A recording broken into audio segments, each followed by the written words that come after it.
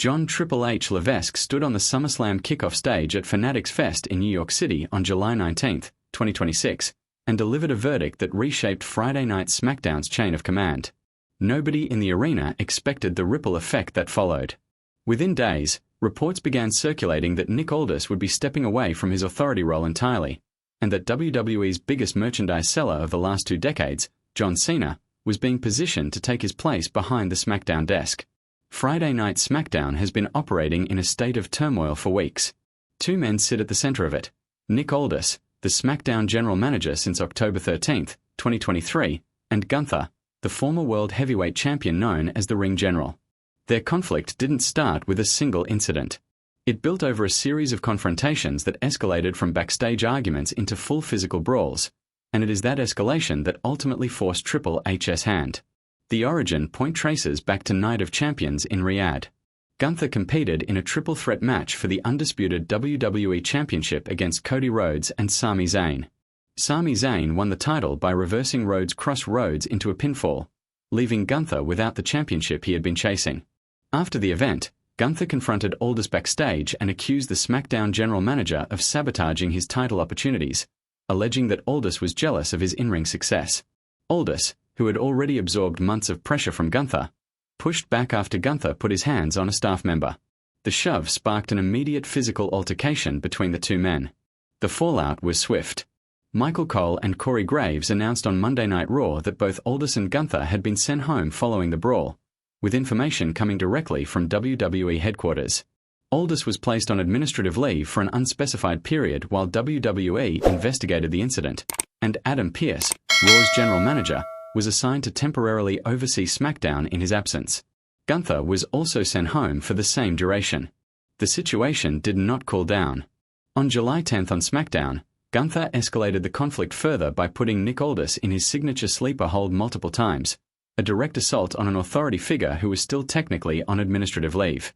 This attack became the turning point that pushed WWE Creative toward a resolution that would eventually put Aldis back in a wrestling ring rather than behind a desk. The next major flashpoint came at Madison Square Garden during Saturday night's main event, XLV. Gunther and Sami Zayn were booked in a tag team match against CM Punk and Cody Rhodes, with the winning team earning a spot in the undisputed WWE Championship match at SummerSlam. Nick Aldis, despite his suspended status, appeared at ringside. He pulled the referee and struck Gunther with the championship belt, directly costing Gunther and Zayn the match and, with it, their opportunity to be added to the SummerSlam title bout. The moment set the stage for everything that happened 24 hours later.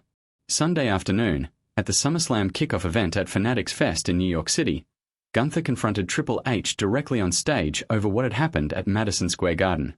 He demanded to know how WWE planned to address Aldis costing him his championship opportunity.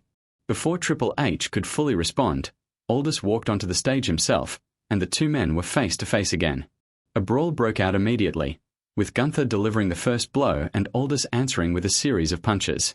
Security personnel were forced to step in and physically separate both men before the situation escalated further. With tensions boiling over in front of the live Fanatics Fest crowd, Triple H made his decision on the spot. He told both men, "This is the WWE. What do?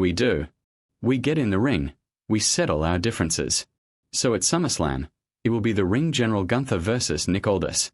You guys will settle this once and for all at SummerSlam." WWE's official account later posted the moment with the caption, "You wanna fight? You gotta fight." The match was made official for SummerSlam, scheduled for August the 1st and 2nd at US Bank Stadium in Minneapolis, Minnesota. For Nick Aldis, this booking carries significant weight beyond the storyline itself. It will mark his first match since 2023, when he competed in a 5-way bout to crown a new ACW Bluegrass Con champion in Kentucky. It will also be his first ever match inside a WWE ring, since he arrived with the company directly in an authority role rather than as an active competitor. Aldis is a 2-time NWA World's Heavyweight Champion and spent 7 years with Total Nonstop Action Wrestling before joining WWE, giving him a wrestling resume that predates his desk job by more than a decade. This is where the situation reaches its turning point. Running SmackDown as general manager requires full attention to a demanding schedule of segments, matches, and weekly storyline management. Preparing for an in-ring return against an opponent of Gunther's caliber requires the same level of singular focus.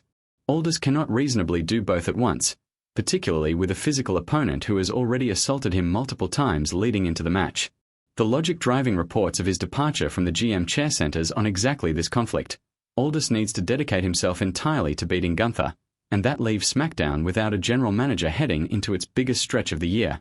That vacancy is what put Triple H in the position of searching for a replacement. The requirements for the role are specific. Whoever takes the SmackDown GM chair needs locker room respect built over a long career, credibility that roster members won't openly challenge, and the ability to handle pressure in high-stakes, high-visibility moments. Few names in WWE history check every one of those boxes the way John Cena does. Reports pointed to Cena being named the new SmackDown general manager. His name carries weight that spans generations of the audience, from fans who grew up watching him win championships to a newer audience introduced to him through his farewell tour. Cena has not competed in a WWE ring in an active capacity since August 2025, when he wrapped up his retirement tour after one of the longest and most decorated in-ring careers in company history. This potential return is not a wrestling comeback. It is a move into an authority role, positioning him as the man who runs SmackDown's day-to-day operations rather than someone chasing championships. The implications for SmackDown's direction going forward are considerable. Cena built his career on the phrase hustle, loyalty, respect, values that shape his entire public persona for more than 2 decades. That leaves two questions hanging over SummerSlam and the weeks following it.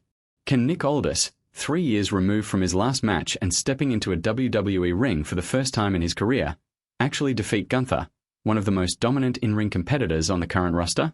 And with John Cena reportedly taking control of SmackDown's authority chair, how will he choose to run the show, and which stars will find themselves on his good side or bad side as a result?